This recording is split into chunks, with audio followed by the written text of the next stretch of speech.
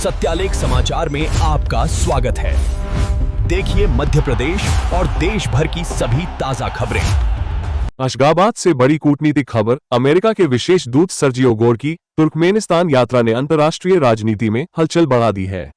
22-23 जनवरी के दौरे में गोर ने शीर्ष अधिकारियों और कारोबार जगत से मुलाकात कर द्विपक्षीय सहयोग, क्षेत्रीय स्थिरता और आर्थिक साझेदारी पर चर्चा की। माना जा रहा है कि ये कदम मध्य एशिया में अमेरिकी प्रभाव मजबूत करने और चीन रूस के बढ़ते असर को संतुलित करने की रणनीति का हिस्सा है। अब सबकी नजर इस यात्रा के नतीजों पर टिकी है। ढाका से बड़ी राजनीतिक खबर। बांग्लादेश की पूर्व प्रधानमंत्री शेख हसीना ने भारत से मौजूदा हालात पर हस्तक्षेप की अपील की है। एक ऑडियो संदेश में उन्होंने सरकार को फांसीवादी और अवैध बताते हुए देश में लोकतंत्र, मानवाधिकार और प्रेस की आजादी पर खतरे की बात कही। हसीना ने अल्पसंख्यकों, महिलाओं और बच्चों की सुरक्षा को लेकर चिंता जताई है। वहीं संयुक्त राष्ट्र समेत अंतर्राष्ट्रीय संगठन हालात पर नजर बनाए हुए हैं। प्रयागराज से बड़ी सियासी खबर। ज्योतिषपीठ के शंकराचार्य स्वामी अभिमुक्तेश्वरानंद ने डिप्टी सीएम केशव मौर्य को मुख्यमंत्री बनाने की खुली वकालत कर सियासी हलचल बढ़ा दी है। शंकराचार्य ने केशव मौर्य को समझदार नेता बताते हुए मौजूदा नेतृत्व पर परोक्ष सवाल उठाए। माघ मेले में धरने पर बैठे शंकराचार्य की तबीयत भी बिगड़ी है। उनके इस बयान को यूपी राजनीति में बड़े संकेत के तौर पर देखा जा रहा है। रुद्रप्रयाग से बड़ी खबर। अगस्त्य मुनि में मुनि महाराज की डोली को खेल मैदान में प्रवेश न मिलने पर विवाद भड़क गया। छज्जे के नीचे से डोली ले जाने से इनकार के बाद हंगामा हुआ और घंटों बातचीत बेनतीजा रही। अंततः कुछ लोगों ने प्रवेश द्वार तोड़ दिया। मामले में सरकारी संपत्ति को नुकसान पहुंचाने के आरोप में 52 लोगों पर मुकदमा दर्ज हुआ है। घटना ने धार्मिक आस्था और प्रशासन के टकराव को उजागर किया है। मुंबई से बड़ी सियासी खबर। बीएमसी चुनाव 2026 में बीजेपी शिंदे शिवसेना गठबंधन ने ऐतिहासिक जीत दर्ज की है। 227 वार्डों में महायुति ने 118 सीटें जीतकर बहुमत हासिल किया, जबकि बीजेपी 89 सीटों के साथ सबसे बड़ी पार्टी बनी।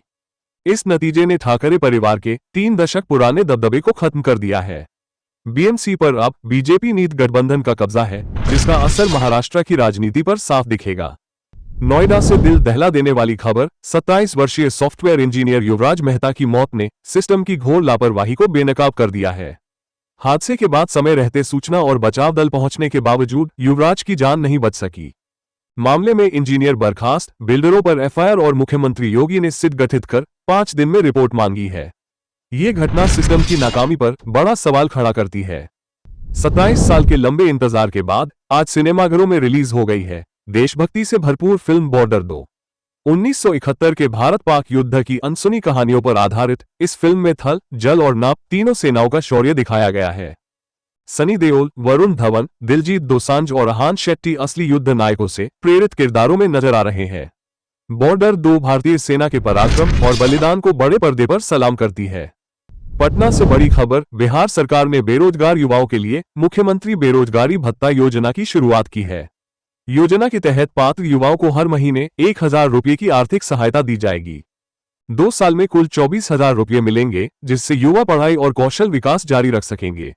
सरकार का लक्ष्य बेरोजगारी कम करना और आर्थिक रूप से कमजोर युवाओं को सशक्त बनाना है। मुंबई से ऑटो सेक्टर की बड़ी खबर। महिंद्रा ने भारत में अपनी 5 डोर एसयूवी थार रॉक्स का नया स्टार एडिशन लॉन्च किया है। ये टॉप एंड AX7L ट्रिम पर आधारित है, जिसमें नया citrine yellow colour, gloss black grill और ब्लैक अलॉय व्हील्स दिए गए हैं। कीमत 16.85 लाख से शुरू होकर 18.35 लाख रुपये एक्स शोरूम तक जाती है। पेनोरामिक सनरूफ और 360 डिग्री कैमरा इसे और खास बनाते हैं। रायपुर से क्रिकेट की बड़ी खबर। टीम इंडिया ने न्यूजीलैंड को 28 गेंदें शेष रहते हराकर इतिहास रच दिया है। 209 रन का लक्ष्य भारत ने सिर्फ 15.2 ओवर में हासिल कर T20 में 200 जोड़ रन का सबसे तेज चेस किया। ईशान किशन ने 21 गेंदों में अर्धशतक जड़ा, जबकि सूर्य कुमार यादव 82 रन बनाकर नाबाद रहे। इस जीत के साथ भारत ने सीरीज में लगातार दूसरी जीत दर्ज की।